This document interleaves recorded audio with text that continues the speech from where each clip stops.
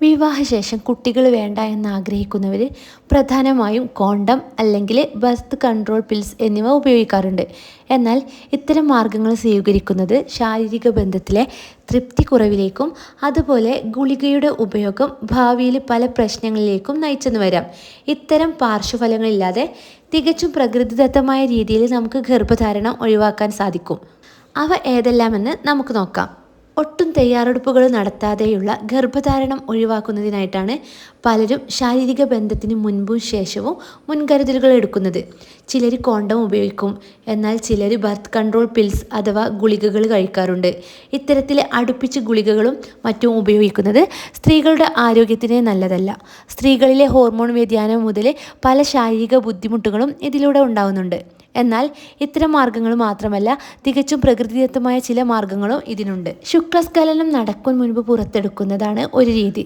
ഇന്ന് ചിലരെങ്കിലും ഉപയോഗിക്കുന്ന ഒരു മാർഗമാണ് ശുക്ലസ്ഖലനം നടക്കുന്നതിന് മുൻപ് ലിംഗം പങ്കാളിയുടെ യോനിയിൽ നിന്നും പുറത്തേക്കെടുക്കുന്നത്. ഇത്തരത്തിൽ വേഗം ലിംഗം പുറത്തെടുക്കാൻ സാധിച്ചാൽ ബീജം പങ്കാളിയിൽ എത്തുന്നത് തടയാൻ സാധിക്കും. ഇത് പുരുഷ ബീജവും അണ്ഡവും തമ്മിൽ കൂടിച്ചേരുന്നത് ഇല്ലാതാവുകയും അതിലൂടെ ഗർഭധാരണം ഒഴിവാക്കാൻ സാധിക്കുകയും ചെയ്യുന്നു. എന്നാൽ എല്ലാ പുരുഷന്മാർക്കും ബീജം പുറത്തേക്ക് വരുന്ന സമയത്ത് പെട്ടെന്ന് പുറത്തേക്ക് എടുക്കാൻ സാധിച്ചെന്ന് വരില്ല. ചിലർക്ക് സ്ത്രീകളുടെ യോനിയിലേക്ക് കയറ്റുമ്പോഴേക്കും ബീജം പോകുന്ന അവസ്ഥയും കാണാം. ചിലർക്കാണെങ്കിൽ ബീജം വരുന്നത് പോലും കൃത്യമായി മനസ്സിലാക്കാൻ സാധിച്ചെന്നും വരികയില്ല.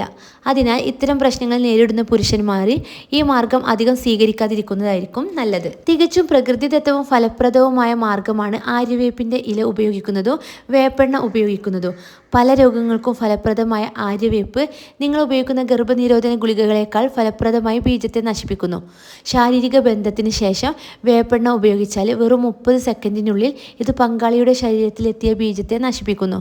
കൂടാതെ 5 മണിക്കൂറോളം ഇത് ആക്റ്റീവായിരിക്കുന്നതിനാൽ ഇതിനിടയിൽ ശാരീരിക ബന്ധത്തിൽ ഏർപ്പെട്ടാലും ഉള്ളിൽ പ്രവേശിക്കുന്ന ബീജത്തെ നശിപ്പിക്കാൻ ഇതിന് ശേഷിയുണ്ട്. ഇനി ഇത് ഉപയോഗിക്കേണ്ട വിധമാണ് പറയുന്നത്. വേപ്പെണ്ണ നേരിട്ട് യോനിയിലൂടെ ഒരിക്കലും ഉപയോഗിക്കരുത്. ഇതിനെ മറ്റു ഓയിലുമായി ചേർത്ത് നേർപ്പിച്ച് വേണം ഉപയോഗിക്കാൻ. 10% വേപ്പെണ്ണ മാത്രം ഇതിൽ അടങ്ങിയാൽ മതി.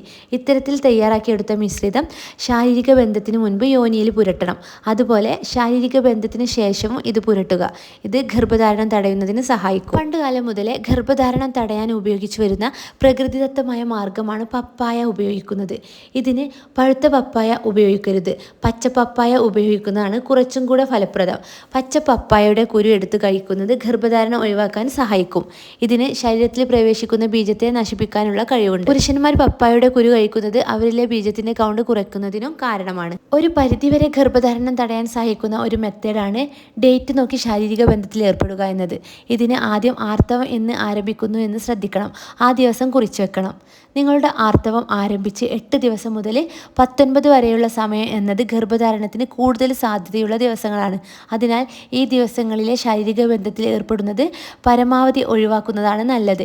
എന്നാൽ 26 മുതൽ 32 ദിവസങ്ങൾ പ്രശ്നമില്ലാത്ത ദിവസങ്ങളാണ്. അതുപോലെ ഓവുലേഷൻ കഴിഞ്ഞ് 2 ദിവസം കഴിയുമ്പോൾ ചെയ്യുന്നതും ഗർഭധാരണത്തിന് സാധ്യത കൂട്ടുന്നുണ്ട്. അതിനാൽ ഈ ദിവസങ്ങൾ ഒരു കലണ്ടറിൽ കുറിച്ചു വെക്കണം. അതിനുശേഷമുള്ള ദിവസങ്ങളിൽ മാത്രം ശാരീരിക ബന്ധത്തിൽ ഏർപ്പെടുന്നത് നല്ലതായിരിക്കും. ഇത് കുറച്ചുകൂടെ ഫലപ്രദമായിട്ടുള്ള മാർഗമാണ്. വീഡിയോ നിങ്ങൾക്ക് യൂസ്ഫുൾ ആയി തോന്നിയിട്ടുണ്ടെങ്കിൽ ദയവായി ചാനൽ സബ്സ്ക്രൈബ് ചെയ്യുക.